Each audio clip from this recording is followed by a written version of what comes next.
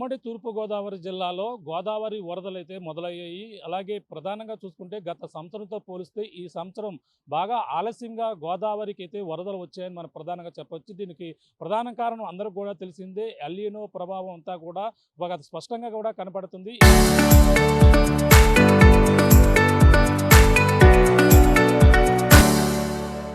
ఈ నేపథ్యంలోనే వర్షాలు లేకపోవడం, అలాగే ఈ యొక్క గోదావరి తీరానికైతే ప్రతి సంవత్సరం జులై నెలలోనే వరదలతో కూడా ముంచెత్తేటువంటి పరిస్థితులు ఉండేవి. ఇప్పుడు ప్రస్తుతం అయితే గోదావరి ఉమ్మడి తూర్పుగోదావరి జిల్లా ప్రాంతాలు ఏదైతే గోదావరి తీర ప్రాంతాలన్నీ కూడా ప్రస్తుతం గోదావరి వరదలు ప్రారంభమవుతున్న నేపథ్యంలో అధికారుల యంత్రాంగం కూడా ఇప్పుడే హెచ్చరికలు అయితే జారీ చేస్తున్నారు. అందరూ కూడా అప్రమత్తం చేస్తున్నటువంటి పరిస్థితి ఒక పక్క కనపడుతుందని చెప్పాలి. ఇప్పుడిప్పుడే ఏదైతే భద్రాచలం నుంచి మొదలుకొని అలాగే చింతూరు, అలాగే మనకు ప్రధానంగా చూసుకుంటే ధవళేశ్వరం మీదుగా ఇప్పుడు కోనసీమ జిల్లాకైతే వరద తాకినటువంటి పరిస్థితి ప్రధానంగా ఉందని చెప్పాలి.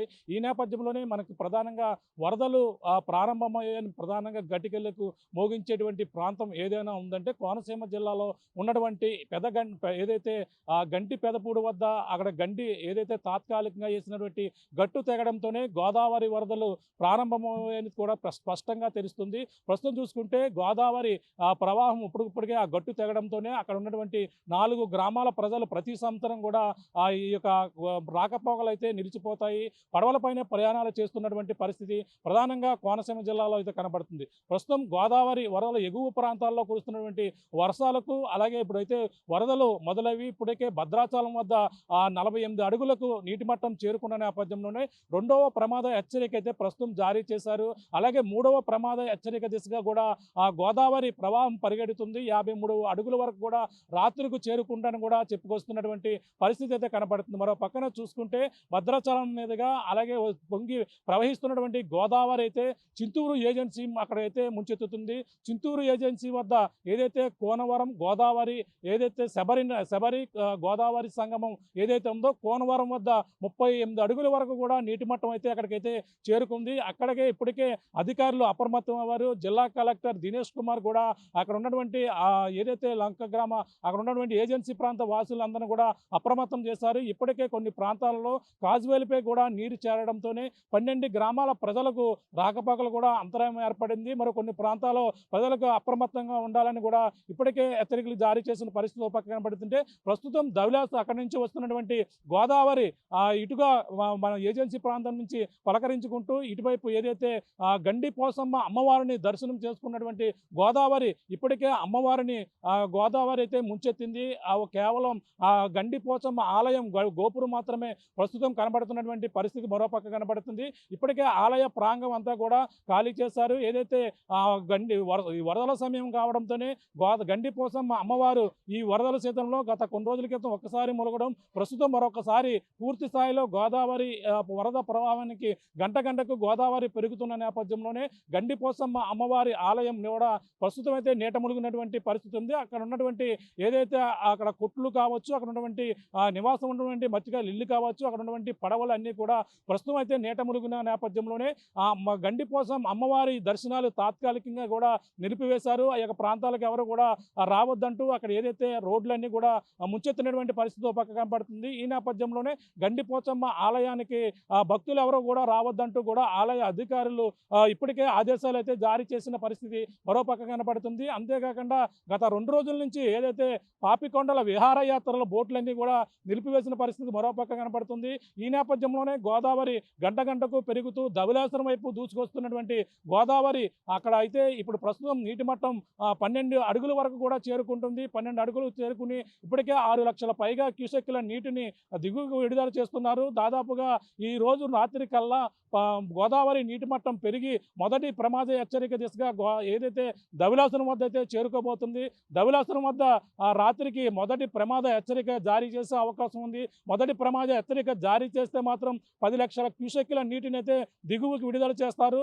దాదాపుగా ధవళేశ్వరం 175 గేట్ల నుంచి కూడా నీటిని దిగువకి విడుదల చేస్తూ ఇప్పుడు ప్రస్తుతం ఏదైతే 6 లక్షల పైగా నీటిని దిగువకి విడుదల అవుతున్నటువంటి పరిస్థితి ఉన్న నేపథ్యంలో ఈ రోజు రాత్రికి మొదటి ప్రమాద హెచ్చరిక అయితే జారీ చేస్తారు. జారీ చేసిన నేపథ్యంలో 10 లక్షల క్యూసెక్కుల నీరును దిగువకు విడుదల చేసి చేస్తే సముద్రంలోకి విడుదల చేస్తున్న నేపథ్యంలో ఆ లంక గ్రామాలన్నీ కూడా ముంచెత్తుతుంది. ప్రస్తుతం ఏదైతే గండి పెదపూడి వద్ద ఇప్పుడు తాత్కాలికంగా వేసినటువంటి గట్టు తెగడంతోనే ఆ గట్టు దగ్గర ఇప్పుడు ప్రస్తుతం ఏదైతే తాత్కాలికంగా వేసినటువంటి గట్టు తెగిపోయి 4 గ్రామాలు అక్కడ ఉన్నటువంటి గంటిపేదపూడి, ఉడుముడు లంక, అలాగే బూరు అక్కడ ఉన్నటువంటి ఏదైతే అక్కడ ఉన్నటువంటి అరుగురువారిపాలెం, అలాగే మరొక 4 గ్రామాలు మొత్తం అన్నీ కూడా ప్రస్తుతం రాకపోకలు నిలిచిపోవడంతోనే పడవలపైనే ప్రయాణాలు కూడా సాగిస్తున్నటువంటి పరిస్థితి ఒక పక్క కనబడుతుంది. మరో పక్కన ఈ గోదావరి వరదలపై జిల్లా అధికార యంత్రాంగం కూడా అప్రమత్తమయ్యారు.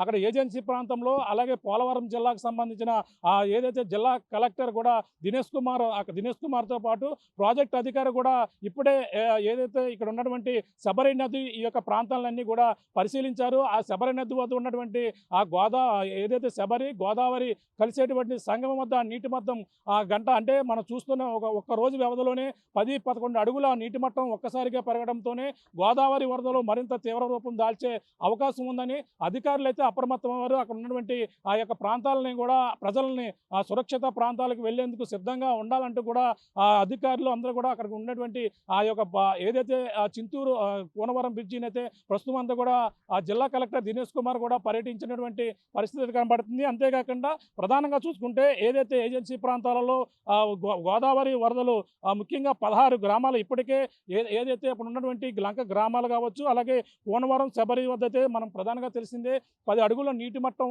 ఉండి ఒక్కసారిగా పెరిగిపోయినటువంటి పరిస్థితి ఒక పక్క కనపడుతుంటేనే, అలాగే మనకు ముఖ్యంగా ఏదైతే కోనవరం, విఆర్పురం, ఎటపాకతో పాటు చింతూరు మండలాల్లో ముందస్తుగా కంట్రోల్ రూమ్లు కూడా ఏర్పాటు చేశారు.